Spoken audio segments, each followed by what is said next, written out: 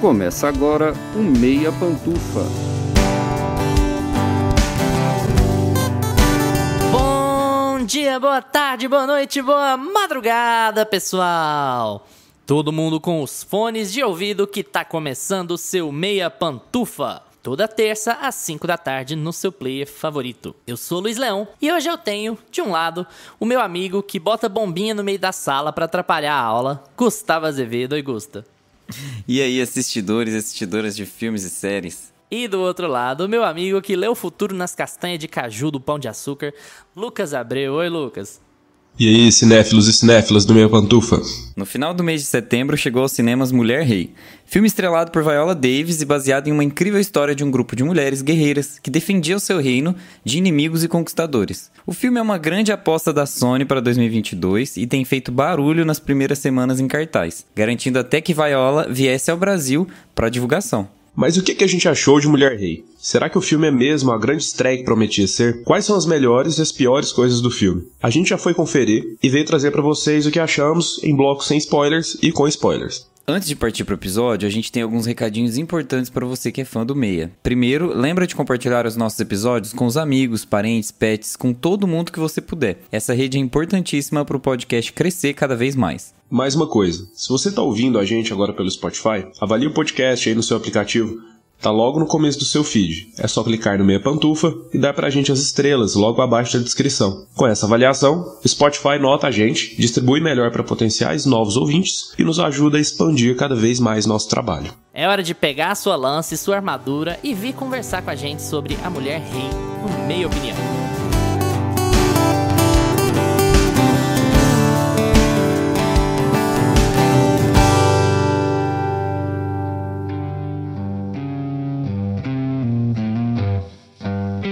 Meia Opinião.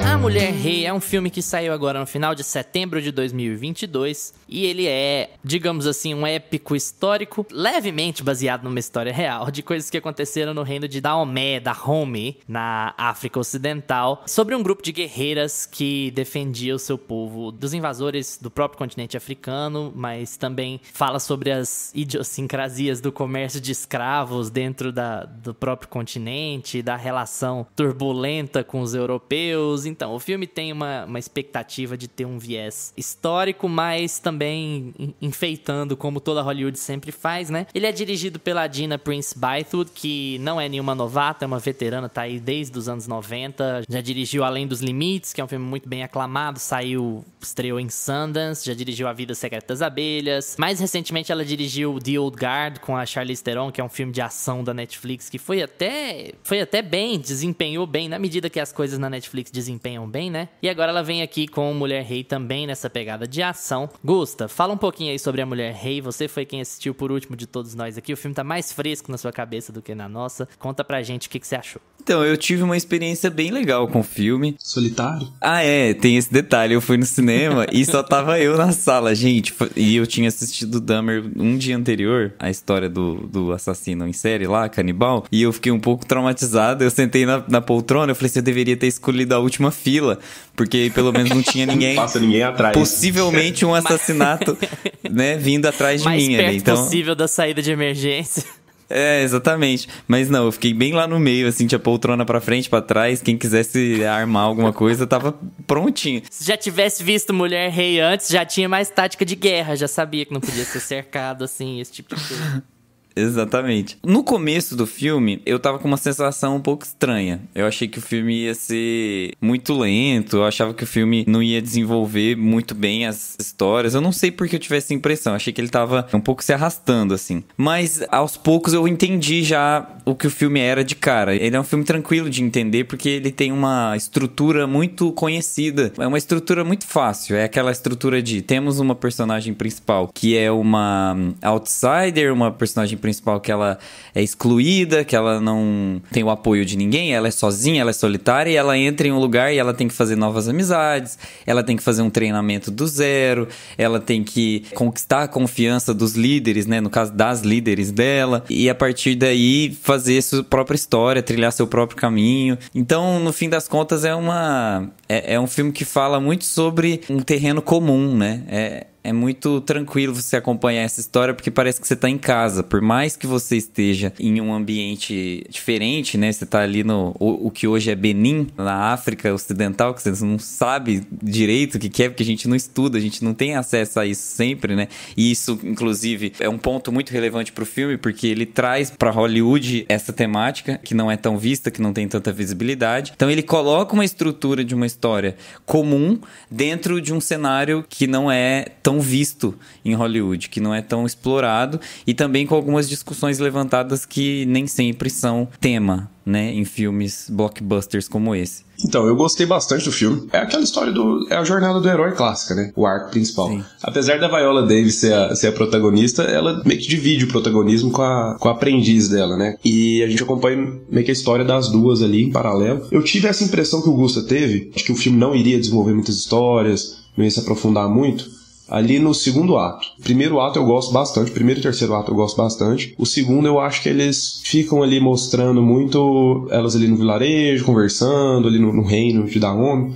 conversando. E assim, no início dá essa impressão, mas depois você vê que aquilo ali acrescenta na história. Não vai ser um filme que vai ficar, beleza, vou só mostrar esse exército, não vai ser o 300. Eu não vou só mostrar esse exército no meio da guerra ali, pronto, eu vou mostrar como que elas se comportam ali, como que funciona a política ali nesse local, por que elas estão guerreando, o que essas mulheres passam ali dentro, e nesse ponto eu acho que é um acerto muito grande do filme. É uma estrutura bem simples mesmo. Eu gosto muito da Viola Davis, eu sou suspeito, tudo que ela faz eu adoro ela. E aqui eu acho que ela tem uma presença muito forte, ela sempre tem uma presença muito forte, né? Mas aqui ela consegue carregar o filme assim, eu não me lembro, assim, vocês me corrijam aí, mas eu não me lembro dos últimos anos, assim, ela ser a protagonista de algum filme. Os filmes que ela tá, geralmente, ela tá como coadjuvante. E aqui eu acho que ela consegue carregar o filme mesmo, com a presença dela. A última grande atuação dela foi em Fences, que ela ganhou o Oscar, eu tava pensando, né? em Fences mesmo, só que assim, não dá pra dizer que ela é a protagonista de Fences, será? Eu acho que o protagonista é bem o Denzel Washington, mas assim, ela arrebenta no filme, né? Mas assim, no geral, apesar de ser uma estrutura simples, né, de ser a jornada do herói clássica, da heroína, né, no caso, as cenas de luta são muito bem feitas, o jeito que eles apresentam tudo, eles não ficam enrolando. Às vezes eu tive essa impressão do segundo ato, que eles iam ficar enrolando um pouco ali a história, mas não, só lá, o arco é esse aqui, ela foi abandonada pelo pai, ela vai entrar aqui no exército, a gente vai mostrar como é que o exército funciona, o que tá rolando aqui nesse reino, por que eles precisam dessas mulheres. E a gente acompanha os dilemas da Ananis e da Naui, e eu acho que elas funcionam muito bem em tela. A atriz que interpreta a Naui também, eu acho que ela manda muito bem, apesar de, quando ela tá junto com a Viola, não tem nem comparação, né, gente, pelo amor de Deus. Mas eu acho que ela manda bem também. Então, a minha crítica maior ao filme é que eu acho que ele fica muito clichê do meio pro fim. Ele vai ficando muito clichê, muito previsível, mas assim, é um bom entretenimento. Eu acho que eles mandam muito bem em como eles constroem as coisas. E uma questão que me incomodou um pouco também foi a sensação de espaço. Parece que você tá numa vilinha e que o exército tem 25 mulheres. Aí você para pra pesquisar, o exército tinha, que eles se baseiam, né, na história, tinha 6.000 mulheres, eles passavam por esse treinamento mesmo e tudo mais, só que era gigantesco. E no filme a gente dá a impressão de que o reino de Dahomey é do lado ali da onde que eles negociam os escravos, a gente não tem sensação de distância ali, de espaço geográfico ali do ponto A ao ponto B. Eu acho que é tudo muito, dá a sensação de que tá tudo muito perto ali, um do lado do outro, que foi gravado num set pequeno, que tem poucos atores. Eu senti falta disso, de ter mais gente, de ter uma sensação de um espaço maior ali naquele reino. Mas pra mim, de resto, o filme manda muito bem. Eu acho que é bom a gente falar da Lashana Lynch também. Eu acho que ela é a melhor coisa do filme. Nossa, cara, ela é muito boa mesmo. A Lashana Lynch tá muito bem. Ela resolveu ganhar dinheiro agora, né? Faz aqui 2 filmes da Marvel por ano, e aí vai lá e faz o blockbuster da Sony. Caça os blockbusters, né? Eu acho que esse filme tem... O Lucas até apontou o que eu acho que é o problema principal aqui. Eu acho que esse filme tem limitações orçamentárias muito grandes, e isso atrapalha um bocado o que ele se propõe a fazer. Eu acho que é o seguinte, quando você vai no cinema, é muito difícil não gostar. porque a ação tá bem coreografada, você sente muito o peso daquele treinamento. Eu acho que, assim, a Gina, ela consegue te envolver muito bem na história, na ideia de que ela tá fazendo um blockbuster, mas que, infelizmente, pra tirar esse filme da ideia de que ele é um filme de nicho, de que, é um filme lacrador, não é um filme, sabe, político e tal, ela tem que gastar bastante tempo na construção daquele universo. Que é assim, vem cá, eu vou te ambientar legal aqui em quais são os costumes dessa tribo, como eles se organizam politicamente, socialmente, quais são as regras, quais são as limitações. E assim, eu acho essa a melhor parte do filme, inclusive. Apesar de ele ser um filme de ação, eu acho muito legal que ela gaste o segundo ato só pra falar do treinamento, sabe? Ela vai mostrando passo a passo qual é o treinamento dessas guerreiras. Esse filme me lembrou um pouco o que acontece em Top Gun. Mas o primeiro, não o segundo. Nossa! Que é, assim, uma coisa meio... Eu também! Eu juro por Deus! Comparação, Woman King e Top Gun. Eu juro por Deus, eu juro. Que é uma coisa meio... O filme não saber se ele tá lidando com o objetivo final ou se ele tá lidando com apresentar um treinamento de personagens novos, um treinamento de guerreiros. E aí ele fica um pouco perdido. Eu não acho... Perdido é uma palavra que dá uma conotação negativa. Eu acho que ele fica meio que atirando pra lados diferentes. Ele, ao mesmo tempo que ele quer gastar muito tempo no treinamento, ele é um filme de ação, ele espera um grande retorno nos cinemas, então ele tem que ter uma grande cena de guerra, uma grande cena de luta apoteótica e tal. Aqui funciona, em Top Gun 1 não. Top Gun 1 não tem, na verdade, né? Top Gun 1 é pior ainda, porque ele tem essa... É só treinamento. Sim. E aí, assim, nos últimos 15 minutos de filme, eles... tem uma ameaça, vem aqui. Aqui não é assim, a ameaça tá muito clara, Como que a gente... Vai ter guerra. Tá comparando o Woman King com Top Gun. Mas sabe o que me lembrou muito? Mas eu tô de um cara. treinamento. É um treinamento de novos recrutas numa força de elite. É a mesma lógica. E sabe o que me lembrou muito? Essa questão da rebeldia das súditas ali, do rei, né? Porque as duas são rebeldes. E os discursos eram muito Top Gun. Eu lembrava, tipo assim, você não pode fazer isso. Você não pode fazer isso. Você viu que você cortou a cabeça, você não consegue cortar. Mas como que você colocou a pólvora ali? Porque isso é bom. Você, apesar de você ser rebelde, você é o melhor da equipe. E isso é muito Top Gun. Isso é total. Tipo, muito, no Top Gun acontecia Gun. Muito isso. Tipo assim, não, você fez errado, você não pode desobedecer o seu chefe. Mas como que você voou naquela velocidade, fez aquela manobra e conseguiu voltar pra cá? Mim aqui, por favor. É super Top Gun. Então, assim, eu acho que esse filme, ele é bem bom de assistir no cinema. A trilha sonora é muito bem executada com relação às grandes batalhas. Então, aquilo te dá uma empolgação muito grande quando você tá assistindo determinados momentos. Eu acho a batalha, que é a virada do segundo pro terceiro ato, muito legal. Talvez um pouco curta, mas muito legal, porque ela é muito emocionante. É pólvora contra lanças e você... Sim. E você vê, assim, que o treinamento valeu a pena, sabe? Você vê que o tempo gasto no treinamento em tela vale a pena quando você vai ver a batalha. Então, é muito legal, muito empolgante. Só que, assim, a gente tem que falar um pouco, como o Lucas já disse, já adiantou, de limitações técnicas, né? Eu acho que tem pouca gente, assim como o Lucas falou. Eu acho que os sets são muito pequenos. Você não tem uma noção grandiosa, sabe? É um reino, mas parece uma vila. Essa é a grande questão. O porto é nosso, mas a que distância tá o porto? Mas, assim, é longe ou é perto?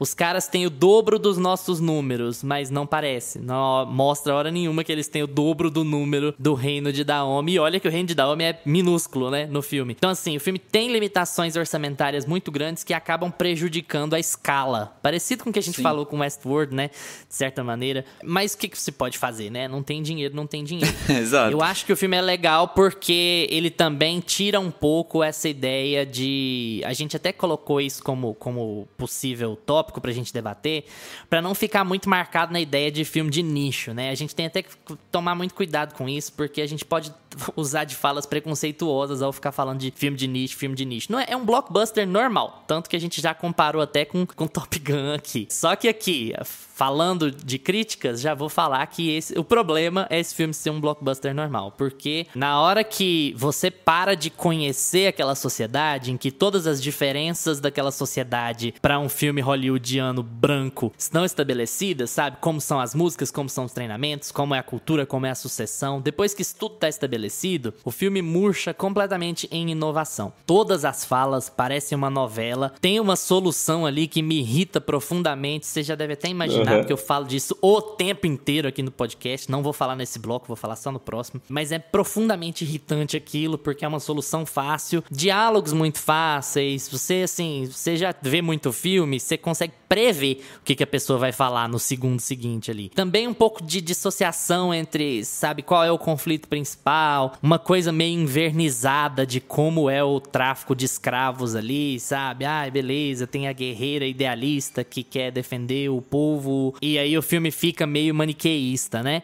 Tudo bem. Escravos, senhores de escravos que se fodam, mas assim, eu acho que quebra um pouco a verossimilhança de como essa sociedade vai mudar de uma hora pra outra. Eu acho que não é bem assim, acho que tinha que ter tido mais resistência, tinha que ter tido mais discussão com relação ao ponto-chave, né, que é o filme passar uma mensagem anti-escravidão. Então, é um blockbuster legal, é bom ir ao cinema ver, esse filme vai perder impacto quando ele chegar na televisão, isso eu não tenho a menor dúvida, porque ele é bem legal de acompanhar em termos de ação, de briga e tudo mais. Bom, eu saí do cinema feliz, só que assim, o filme tem óbvias limitações técnicas e ele tem limitações de roteiro autoimpostas. É uma ideia de, olha, eu não quero inovar, não vou inovar, eu quero fazer esse filme o mais acessível possível para grandes públicos e para isso a qualidade do meu texto e a qualidade da progressão dos meus eventos vai cair. Então, tudo isso parece que eu não gostei do filme, né? Eu quero deixar ressaltado aqui que eu gostei, viu, gente? Eu acho bom, eu quero que todo mundo vá no cinema, porque o filme tem que fazer um bom orçamento, porque tem Viola Davis, tem Lashana Lynch, elas são muito boas, vale muito a pena. A Viola Davis, ela arrebenta sempre, né? Ela tem uma personagem muito interessante aqui. Não sai muito do perfil Viola Davis de atuação, né? Ela é a badass e tal. Ela faz discurso, né? Parece que ela tá na ONU. Faz discurso. Mas ela, de novo, ela vai muito bem nesse tipo de papel e aí ela tá de novo muito bem. Ela é muito importante pro filme e pro peso do filme aqui também. A gente separou uns tópicos aqui pra gente estimular a conversa para rumos mais específicos. O primeiro deles já dei um apontamento aqui sobre a gente tomar cuidado com esse tipo de posição, mas eu acho que é bom a gente ressaltar. Esse filme consegue fazer o que ele espera fazer, que é ter um público-alvo mais amplo, ou ele vai ficar condenado a ser um filme de nicho? Vocês acham a narrativa dele mais universal? Vocês acham que a narrativa dele vai ter muito mais apelo para mulheres ou para mulheres negras do que ter um apelo geral? O que vocês sentiram ao sair do cinema? Eu senti que ele vai ter um apelo mais universal, assim. Não senti que ele é muito nichado, não. Eu senti que em termos de... aqui eu vou contar uma história onde o meu elenco, 98% do meu elenco são pessoas pretas, e o filme vai andar assim, aqui, os protagonistas estão aqui, você tem ali 2 personagens brancos que aparecem lá no meio do filme. Pior brasileiro da face da terra. Nossa. Ele fala português igual um americano. Não, eles falam português de Portugal, né? Tem tanto ator brasileiro aí, cata lá o Rodrigo Santoro, gente. Não, mas o cara é brasileiro. O traficante de escravos principal, o que é feito pra você odiar, fala português de Portugal bem. Agora o outro cara é brasileiro, mano. Arranja um brasileiro pra conversar, pelo amor de Deus. Vocês lembram do presidente do Brasil na 3ª temporada de Westworld? Nossa, péssimo. Era numa tag, era uma coisa... foi a mesma coisa. É tipo a dublagem de Bacurau. Brasileiro por aí. Tem tanto brasileiro por aí. Se você for lá na Eslovênia agora, você vai esbarrar num brasileiro na rua. Não acha um brasileiro ator pra fazer um papel tão pequeno, sabe? Mas nada conseguiu superar ainda os brasileiros de Velozes e Furiosos, Operação Rio. Mas vamos continuar. Eu senti que vai ser bem universal. Eu não senti que é um filme muito nichado. Como, por exemplo, a gente falou do Nope esses dias. Quando a gente fala dos filmes do Jordan Peele, eu acho que a gente sente mais esse apelo. A gente sente mais na narrativa dele que ele vai falar sobre racismo, que ele vai colocar ali os protagonistas pretos não necessariamente como pessoas que vão sofrer alguma coisa, assim como foi no último filme. O cowboy agora é o cara preto e pronto. E eu não tenho que explicar isso. E aqui eles fazem a mesma coisa, só que eu sinto que é um filme mais só uma jornada do herói mesmo. E tudo bem que seja assim. Eu acho até um ponto positivo, porque não necessariamente quando você vai fazer um filme com a maioria do elenco com mulheres pretas, você precisa estar falando de uma pauta específica. Você pode simplesmente fazer um filme normal, como todo mundo já fez com uma caralhada de branco aí.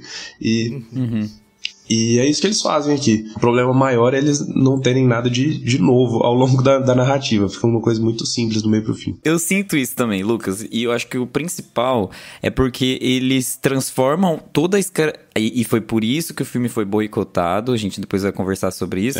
Porque eles transformam toda a questão da escravidão, eles pegam toda essa questão racial e transformam em uma pauta de igualdade, como se fosse qualquer outra pauta universal de igualdade. Tem até um discurso que ela fala pro John Boyega, né, que é o rei até então. Inclusive, eu fico chateado que é mulher rei, mas ela nunca é rei de verdade. Até, enfim, não vou dar muito spoiler, mas o rei, na verdade, no filme inteiro, é o John Boyega, tá? E aí, ela faz esse discurso pra ele, falando que, então você não vai vender os nossos escravos, você não vai vender nossas mulheres, porque a gente vai se tornar eles, a gente vai fazer a opressão do oprimido, né? A revolta do oprimido, a vingança do oprimido, e isso não pode, a gente tem que parar essa farsa que enfim, entrar em guerra com os princípios do nosso inimigo. E aí fica aquele discurso que é universal, que é muito ONU, que é muito Viola Davis, né? É muito o discurso dela.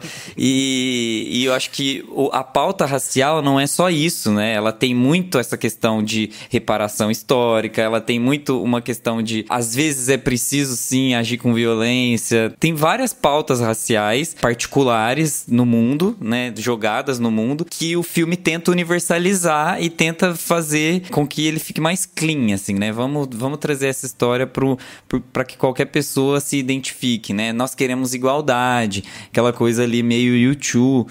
Então, eu acho que... Então, eu acho que no fim das contas... E tipo assim, quando você olha pro YouTube, por exemplo, qual é o discurso ali, sabe? É muito esvaziado, parece que não tem um propósito. Então você não igual sente pintar propósito. As unhas de branco pela paz mundial. Vamos pintar a unha de branco pela paz. É tipo isso, parece que o filme, ele trata sobre um tema de racismo, ele trata sobre um tema que deveria ser tratado como particular, ele deveria ter um nicho específico, mas ele é um filme de Hollywood, então ele precisa também se vender, e a Viola Davis sabe disso, né? Eles têm essa noção e eles precisam fazer dinheiro com o filme, tanto é que o filme nem recebeu tanto dinheiro, a gente já comentou isso sobre a produção, o filme tem orçamento estimado em 50 milhões, não é um orçamento normal, caro, de cinema, o orçamento normal de cinema é 150, 200 pra cima. Mas com 50 dava pra ter feito mais, né? Eu acho que assim, 10 não, mas 50 já é um orçamento um pouco mais razoável pra mais figurantes, pra uma locação melhor e tal. É lógico que você não vai fazer Vingadores Ultimato com 50 milhões de dólares, mas eu acho assim, o filme talvez tenha se limitado mais do que deveria ou do que poderia com um orçamento médio, né? Esse filme tá num lugar raríssimo no cinema hoje em dia, que é um orçamento de médio porte. Geralmente ou os filmes são feitos com 10 milhões de dólares ou com 200, então dava pra ter feito mais, né? Tecnicamente falando, eu tenho essa impressão. Sim, mas sobre a universalidade do discurso, você acha que é isso mesmo? É um assunto muito complicado, para nós três falarmos, a gente não tem porra nenhuma de autoridade nenhuma pra falar sobre isso. O que a gente pode falar é sobre a controvérsia do filme, né? Porque o filme meio que dá uma apagada na ideia de que os Dahomey foram por muitos séculos vendedores de escravos, sabe? E aí o filme dá uma limpada nessa história, digamos assim. É isso que é mais complicado. Só que assim, tem também aquela lógica de por que a galera passa tanto pano pra filmes como 12 Anos de Escravidão, que eu sempre achei chatíssimo. E aí quando é um filme dirigido por uma mulher, com protagonistas mulheres, você tem um backlash maior sobre passar pano. É Hollywood, mano. Hollywood passa pano pra uma caralhada de coisas. Hollywood vive, como o Gusto acabou de falar, inclusive, Hollywood vive inventando coisa, vive deturpando história. Então eu acho assim, é a mesma coisa, guardadas as imensas devidas proporções, do que o Baz Luhrmann faz com Elvis. Você tem que ser cético ao avaliar como uma história real. Eu acho que você tem que encarar o filme como algo que vai te fazer começar a pesquisar de verdade sobre o assunto. E aí você pegar as idiosincrasias do assunto, os problemas, as alterações, porque o que a gente não pode é olhar um filme desses e falar, não, beleza, documento histórico, as coisas aconteceram assim. Então, assim, eu acho que essa naturalização, ela é muito comum de Hollywood, porque é necessário vender o filme. O filme não pode ser visto... Infelizmente, gente, eu tô sendo o cínico dos cínicos aqui, por favor, me compreendam, tá? Mas o filme não pode ser visto como um filme político, ele não pode ser visto como um filme cheio de discurso. Isso, pra um filme ser mainstream e vender muito, ele tem que ser analisado como uma história que vai levar pessoas ao cinema. É lógico que ele vai ser político, porque é um assunto muito complicado, mas ele não pode ser visto como excessivamente político. É uma merda, mas é assim que funciona, sabe? É isso. Eu assistindo esse filme, eu lembrei muito mais de Pantera Negra, por exemplo, do que dos filmes do Jordan Peele, que tem um apelo mais político ali na narrativa. Até porque o vilão de Pantera Negra está certo. Pelo amor de Deus. Vamos combinar. Aí vem com aquela soluçãozinha meia bomba lá do... vamos criar eventos multilaterais para combater o racismo. É a ONU. Termina com um discurso. Exatamente o que você falou, Augusto. É a visão ONU. Uhum. É uma visão ONU. Não é a pior das visões, porque, beleza...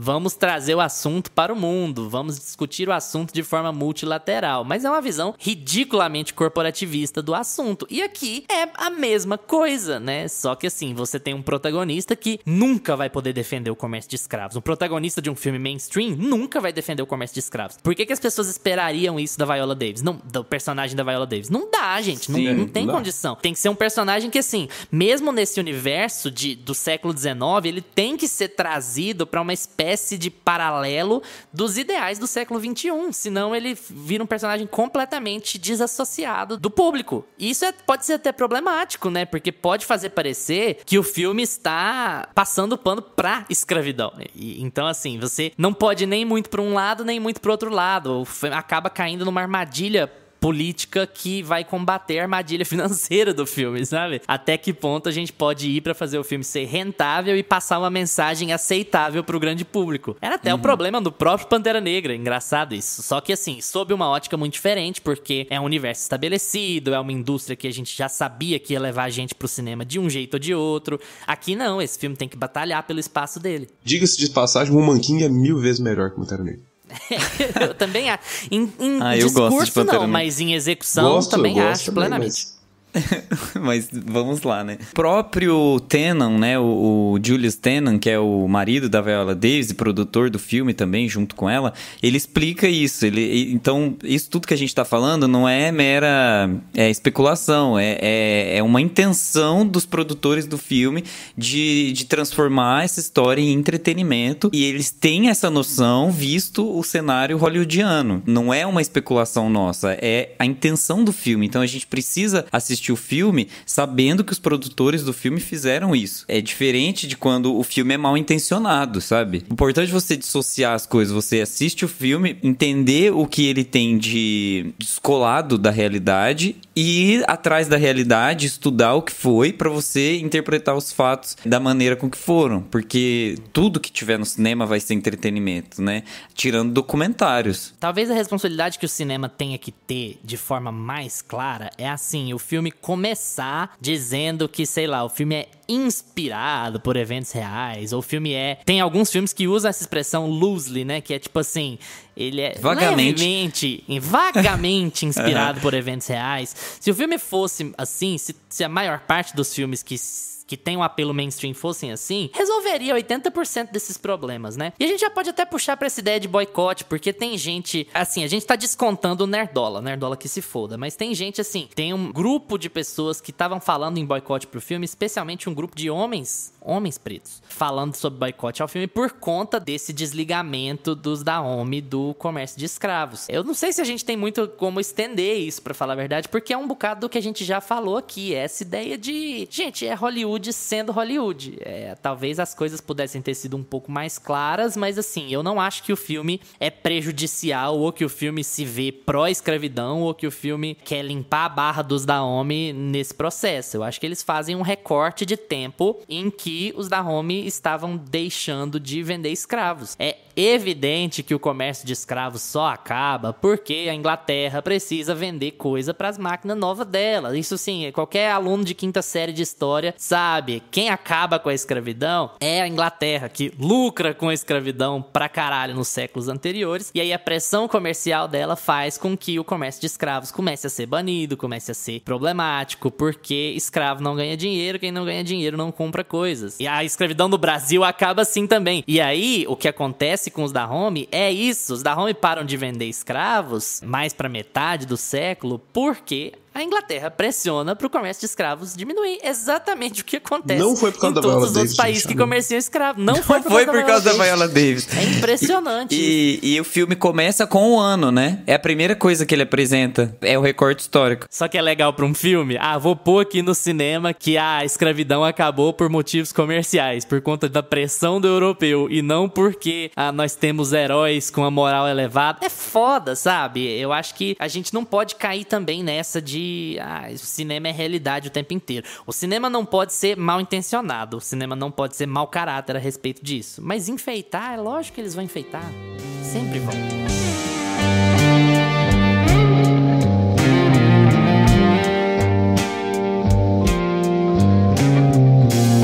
Esse bloco aqui é com spoilers, então se você já assistiu, fique à vontade. Se não assistiu e não liga pra spoilers também. Mas, se você ainda não assistiu e se incomoda muito com spoilers, salva aí e termina de ouvir o episódio quando você assistir o filme. Já quero começar batendo porque relação fraternal é o recurso dos covardes. Não faça essa merda de, beleza, a pessoa que foi perdida 20 anos atrás, na verdade é a minha filha, porque eu costurei um dente de tubarão nas costas. Vai pra merda, assim. Gente, e a noção de até faz sentido se a gente pegar essa parte do filme de parecer um vilarejo, né? Porque é muito mais fácil, né? Você achar sua filha perdida se você morar na Currutela do que você morar num reino. Nossa, quando começou esse negócio que ela olha ali, assim, aí ela olha a cicatriz, né, da Naui, e aí ela vê o flashback na cabeça dela, da Viola Davis. Eu falei, não vai ser mãe e filha, não é possível. Aí meio que ela tem um diálogo ali, né, com a amiga dela, fala, não é ela não. Aí você dá uma respirada, né. Aí mais pra frente não é ela, assim, fala, porra, cara, não faz isso. Gente, eu odeio tanto essa solução. Eu não sei se é porque a Viola é produtora e a Viola passou tempo demais com a Shonda Rhimes. Geralmente, elas... Nossa, vai nessas soluções novelescas, assim. E, cara, não precisava, não era nada necessário, sabe? Se o filme tivesse plantado a dúvida de que talvez pudesse ser ela, mas não fosse, eu ainda ia falar assim, porra, legal. Eles trouxeram um jeito de trazer o tópico do abandono da filha, né? O tópico do sofrimento que foi causado e tal, sem recorrer a um recurso tão barato de, beleza, coisa tipo Coringa. Tasquei um dente de tubarão nas suas costas e eu te encontrei. Uma solução absolutamente novelesca, né? Não é porque o filme é mainstream que eles precisavam ter recorrido a isso, sinceramente. Mas eu sei que a minha posição vem de birra, eu tenho muita birra dessa solução. Ela é uma solução que você sempre usa quando você não tem o que fazer ou quando você quer causar uma emoção barata. E assim, ela quase prejudicou o filme, sabe? Sinceramente. Não, e também tem o problema de que o estupro que ela sofreu pelo Oba, né, que é o vilão do filme, deslegitima a motivação principal, que seria estamos atrás de escravocratas. Não, a gente não tá, a gente tá atrás de um estuprador. Então você... Eu acho que é uma forma também dela se abster da discussão, sabe? Ela cria essas pontes pra poder não deixar os fatos históricos serem os motivadores da condução do filme. Eu acho que é o principal motivo que ela faz isso. E é óbvio que é fraco, né? As soluções de tudo isso. Porque ela fica procurando a filha dela, porque ela achou o dente lá na filha dela, e ela fica procurando o vilão por conta de um estupro que a gente não tem muita relação, assim. Isso fica meio perdido no filme. O que importa no filme é o treinamento, é a relação que a Tzé lá, o mosquitinho, tinha. Tem com os outros personagens, com as outras personagens. Então, no fim das contas, aquilo ali não acrescenta nada pra gente. Não interessa. Esse é o problema. E aí a motivação dela deixa de ser racional, de treinamento, de estrutura, de regras, e passa a ser pessoal. Eu vou sacrificar tudo, sacrificar nossos planos, porque é a minha filha que tá lá presa, cativa.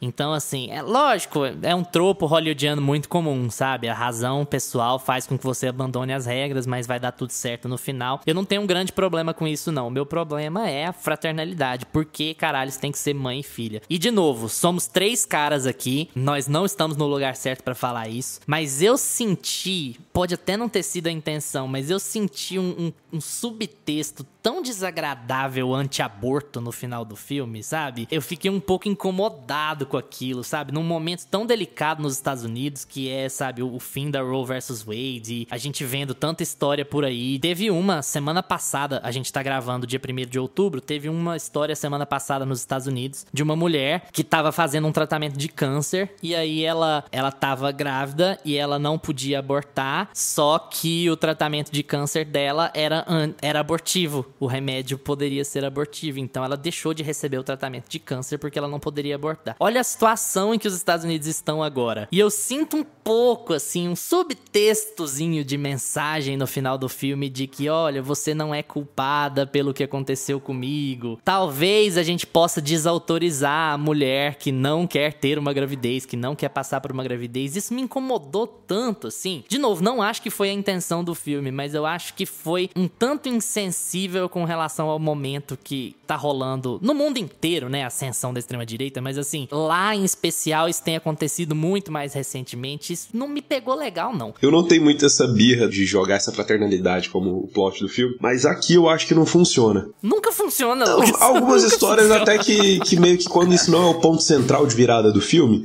até que a gente deixa passar. Aqui eu passei muito pano pra isso, porque eu acho que o resto do filme, a narrativa do resto do filme funciona. Eu acho que quando eles partem do princípio de a gente vai mostrar esse exército, o treinamento dessas mulheres, e elas indo pra cima do vilão aqui. Mas quando tem esse plot, cara, e assim, passei pano porque o restante pra mim tá ok. Mas, cara, não precisava disso, não precisava. É completamente desnecessário ter isso no filme, e só deixa o filme mais clichê. E mais clichê que isso, insere o personagem do Malik depois. Gente do céu. Desnecessário ter aquele cara no filme. Meu Deus. Nossa, o filme poderia passar tranquilamente sem aquele lá, né? Nossa, tranquilamente. É mais um momento Shonda Rhimes ali, Bridgerton, How to Get Away with Murder. Aqui Tosca e um interesse amoroso pra Naui, sabe? Não, e é o cara que tava do lado do mal e que aí agora ele vai entender a nossa causa, entender que ele faz parte disso também. Mas não, cara, você tá falando do exército das mulheres ali, põe elas pra resolver a porra toda. Não põe esse cara jogado aí no filme, não, pra ser o bonzinho. Uma coisa que eu senti falta também é o desenvolvimento de personagens secundários, porque eles perdem tanto tempo com essa trama de... Não é tanto tempo não, porque também eles são bem direto ao ponto, eles já mostram em cenas bem curtas toda essa questão da gravidez da Nanisca, né, da fraternidade, enfim, isso é rápido, mas essas cenas poderiam ter sido preenchidas, por exemplo, com o desenvolvimento de personagem da Izog, por exemplo, que a gente não tem um desenvolvimento bom de personagem, a gente tem um estereótipo de personagem e uma boa atuação com a Izog. A gente não tem um desenvolvimento de personagem, a gente não tem plena convicção das motivações dela, a gente não tem um background da história dela, tanto é que a gente também não conhece muito bem a história daquelas meninas que junto com a Naui são colocadas no treinamento, que poderia ter sido explorada a amizade delas. Então eles decidem ir pela via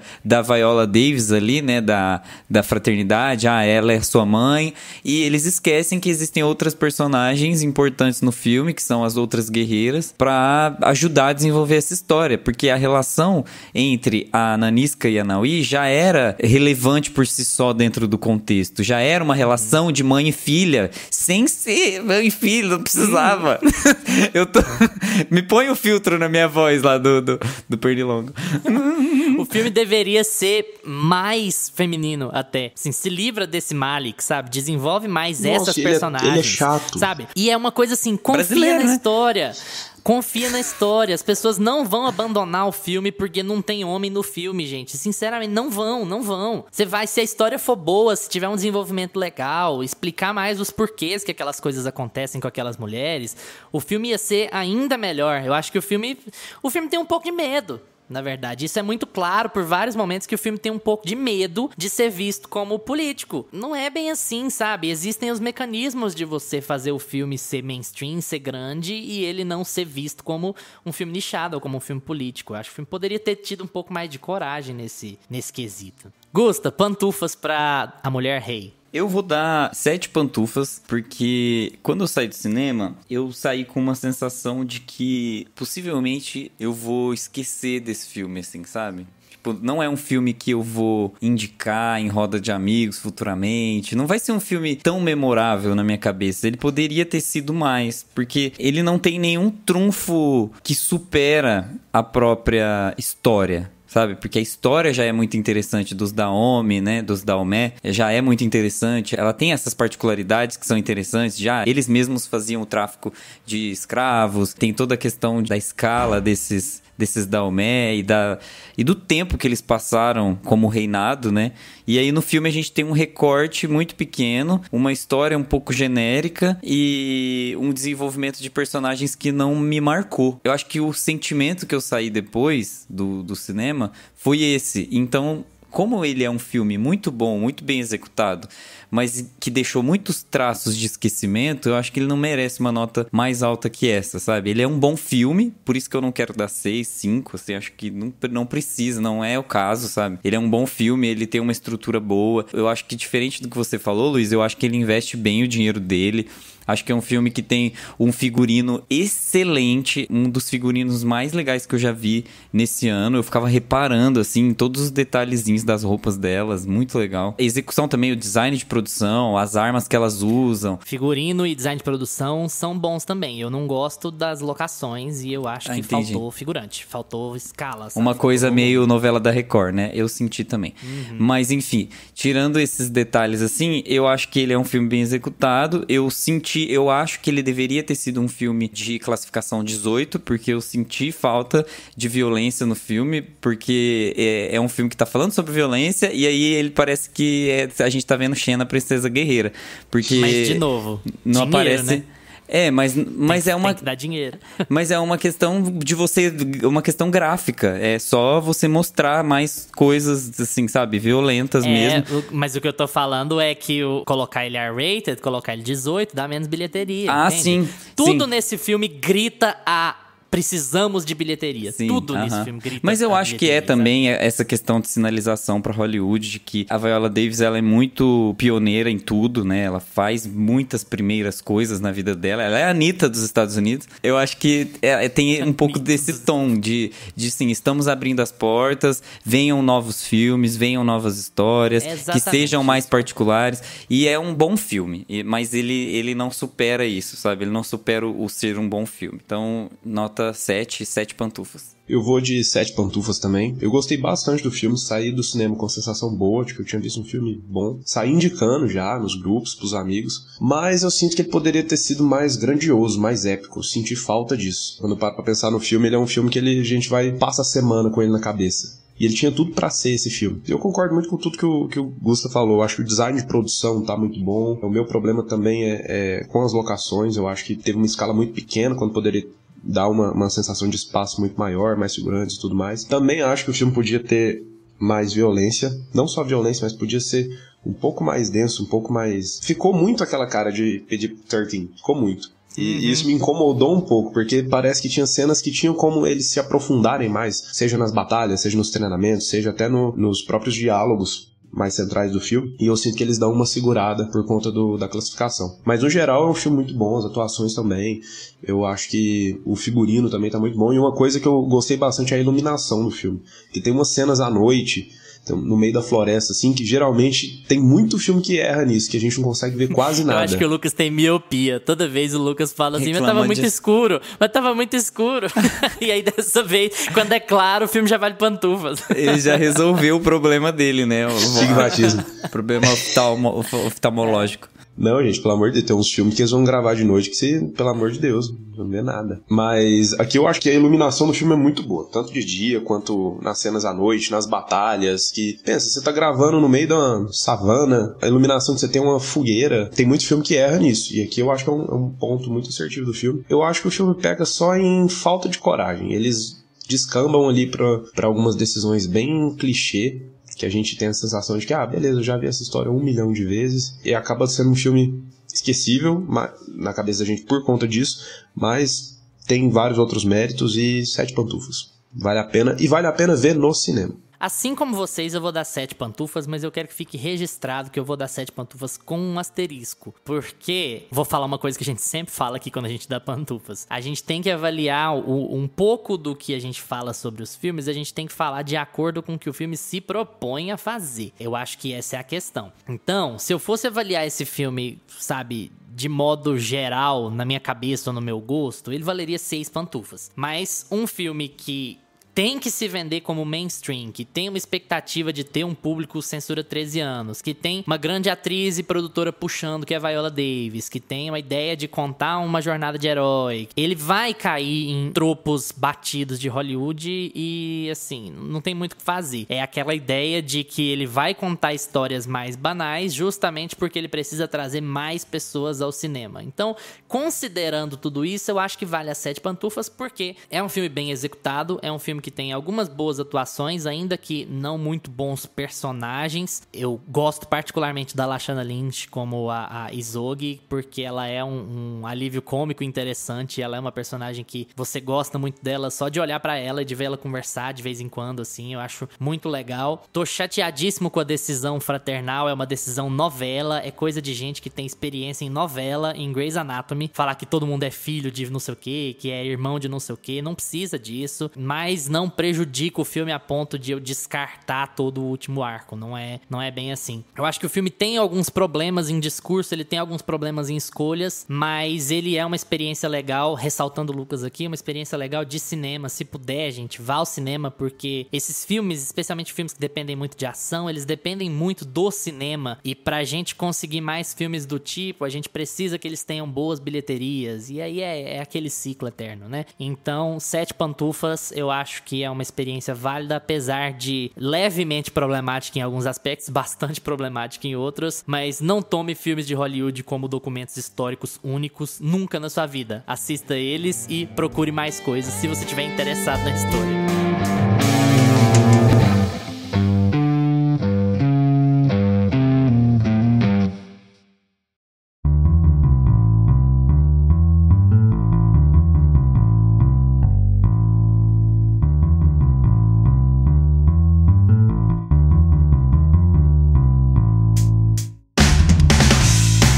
E aí, pessoal, já foram assistir o Woman King? Não foram, mas ficaram com vontade depois desse episódio? Então vamos trocar uma ideia no Instagram ou no Twitter, @meiapantufa, porque a gente responde tudo que aparece por lá. Valeu pela atenção de vocês. Tchau, Gusta.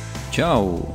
Tchau, Lucas. Tchau, galera. Lembrem-se de seguir a gente no seu agregador de podcasts preferido, Spotify, Apple for Podcasts, Deezer, Amazon Music. Esse final de mês a gente teve uma porção de estreias nos streamings e também no cinema, então a gente novamente vai vir com um episódio especial depois de amanhã, nessa quinta-feira, para falar sobre uma das grandes, ou será que não tão grandes assim, estreias da Netflix nesse finalzinho de setembro. Tchau! Este podcast tem locuções de Lucas Meleiro e Carla Ribeiro, e edição de Luiz Leão.